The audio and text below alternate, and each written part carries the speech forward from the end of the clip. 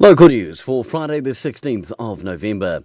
Gold Creek Chalaray Stud in the Wairarapa are the first cattle in New Zealand to receive an eSense tag that monitors their heat, health and rumination activity at both the group and individual cow level.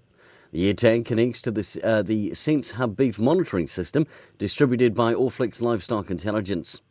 The release of the Wairarapa Economic Development Strategy should be a turning point in the fortunes of Wairarapa. That from Greater Wellington Regional Councillor and Wellington Regional Strategy Committee Deputy Chair Roger Blakely. He says development of tourism opportunities in the region, such as the Five-Town Cycle Trail, will link to broader regional initiatives such as the Rumataka Cycle Trail. And the scheduled chip sealing works for Carterton on Sunday and Monday have been postponed due to forecast rain.